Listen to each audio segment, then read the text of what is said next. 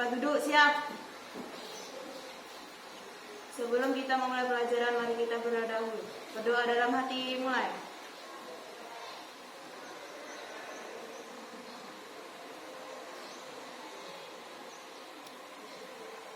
Berdoa selesai. Gimana kabarnya hari ini? Ada temannya yang tidak masuk? Ada. Atas nama siapa? Ahmad Wakil. Ya, sudah saya berlangsung terus dulu.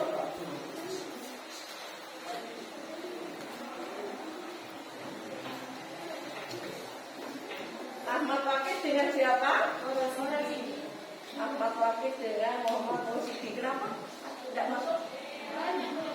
Banyak yang tidak masuk. Ada berapa orang? Muhammad Wakil, Rosidi, kemudian siapa lagi? Prianto. Sama? Ya. Dah. Jadi sekitar ada 4 orang. Mungkin ada yang tahu kabarnya. Kenapa dia tidak masuk?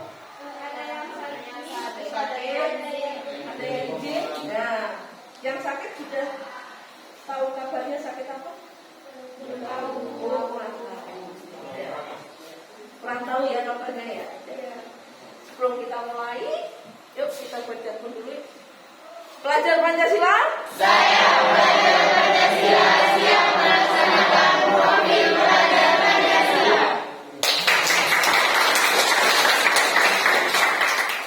Untuk hari ini kita melanjutkan pertemuan yang kemarin membahas mengenai bioteknologi. Kalau pertemuan kemarin kita membahas bioteknologi konvensional. Nah, sekarang kita lanjutkan membahas mengenai bioteknologi modern. Sebelum membahas mengenai bioteknologi modern, adakah yang masih ingat macam-macam bioteknologi konvensional? Dimas? Konvensional kemarin tugas yang ada di rumah, yang kerjakan di rumah apa saja? Proses pembuatan tempe. Berikutnya proses pembuatan yoghurt. Berikutnya proses pembuatan tape. Nah, itu macam-macam bioteknologi konvensional. Kemarin tugas yang disuruh di rumah sudah selesai semua? Alhamdulillah. Gimana rasanya membuat tape?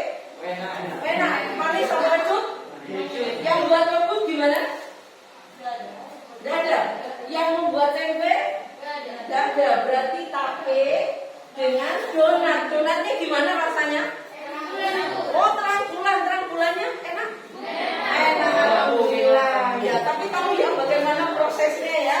Sehingga tahu apa saja organisme yang terlibat di dalam proses pembuatan terang bulan ataupun di dalam proses pembuatan tape. Nah, kita lanjut sekarang berikutnya yaitu bioteknologi modern.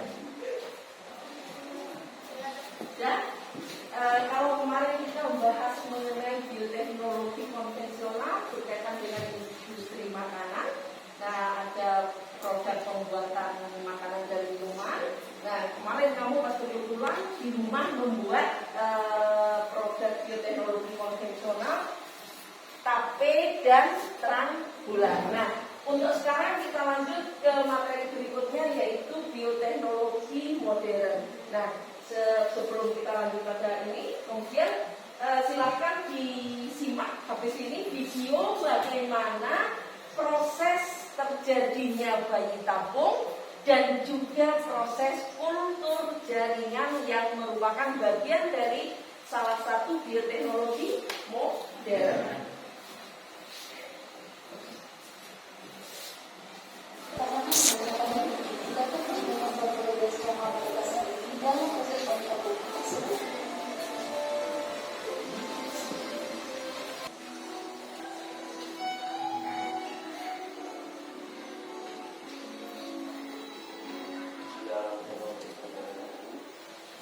Setelah tadi pemutaran video tentang bayi tabung dan juga kultur jaringan, silakan kalian bentuk kelompok sesuai dengan kelompok yang sudah terbentuk kemarin.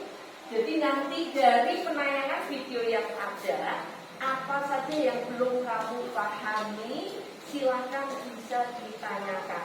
Nah, dari pertanyaan temannya ini mungkin ada yang sudah memahami bisa langsung memberikan jawaban dari pertanyaan teman-temannya yang masih belum paham. Gimana? Sudah siap? Ya.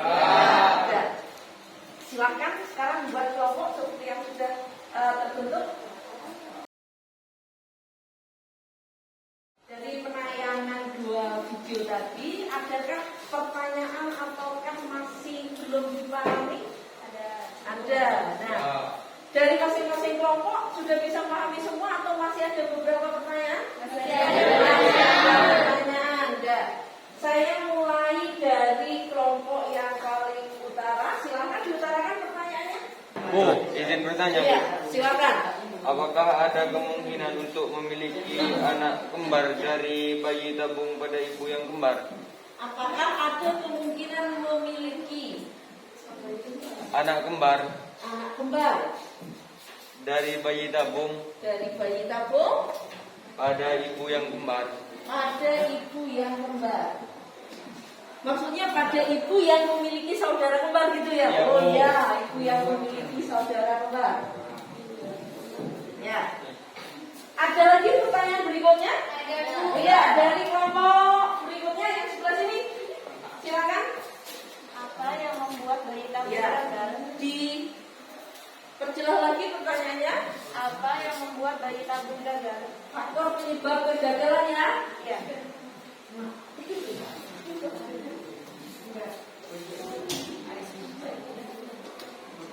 Satu pertanyaan lagi, habis itu kita bahas berikutnya, baru kita buka pertanyaan. Yuk, silakan. Siapa saja yang bisa melakukan proses bayi tabung? Siapa saja?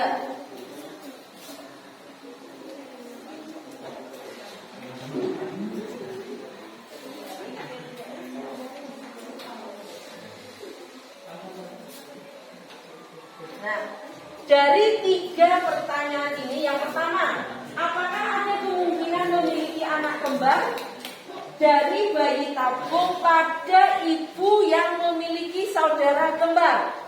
Nah, mungkin di sini ada yang bisa membantu pertanyaan dari temannya. Yuk, yang bisa bantu silakan acung tangan. Yuk, langsung acungkan tangan, yuk. Silakan. Iya, silakan. Bisa jadi, karena kan kalau misal kembar itu bisa jadi keturunan, mungkin bisa kembar juga. Jadi bisa jadi karena kembar itu merupakan keturunan juga ya, sehingga untuk program bayi tabungnya juga bisa kembar. Nah, mungkin ada jawaban yang lainnya. Kita berikan aplaus dulu buat jawaban kemana? Ada dari kelompok ini bisa bantu?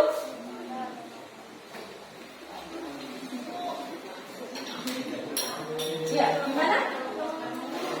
Ini sebelah sini yang di belakang mungkin bisa bantu? Hah? Belum? Ada lagi? Ada lagi? Ada lagi? Gak ada. Gak ada. Nah, sebenarnya saya bukan langsung menyalahkan, saya perjelas lagi. Pertanyaannya, adakah kemungkinan memiliki anak kembar dari program bayi tabung? Saya jawab sangat memungkinkan sekali.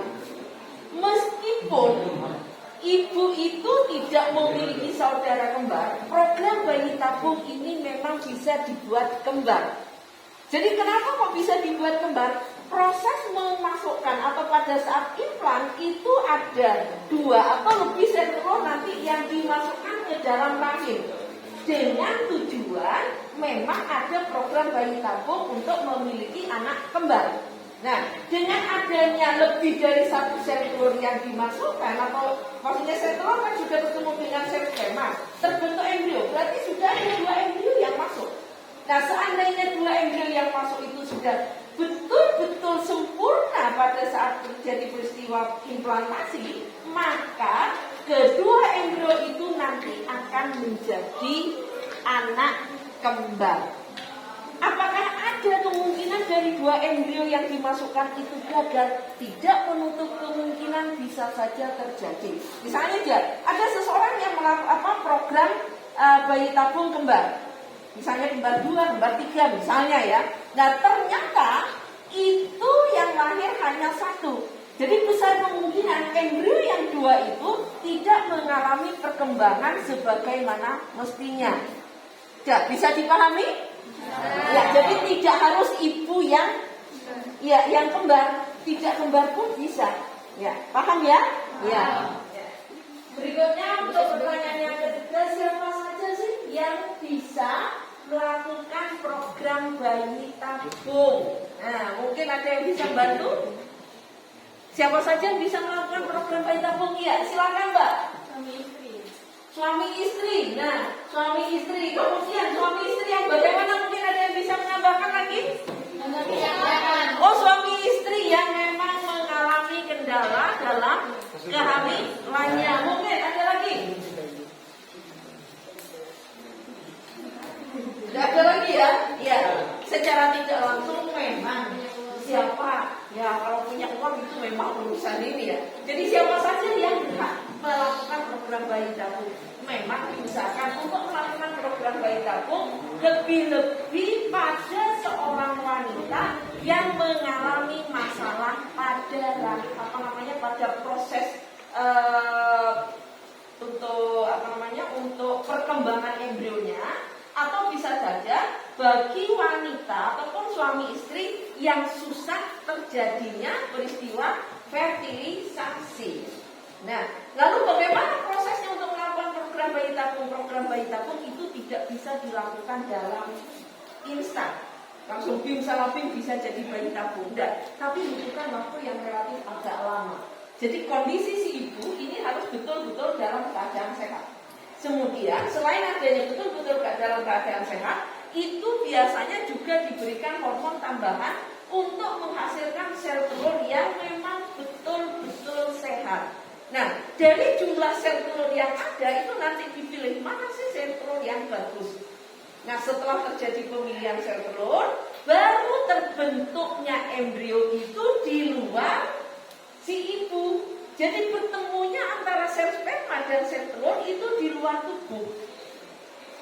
Nah, setelah terbentuk zigot berkembang jadi molekula blastula, embrio baru bisa ditransfer ke dalam rahim si ibu tadi.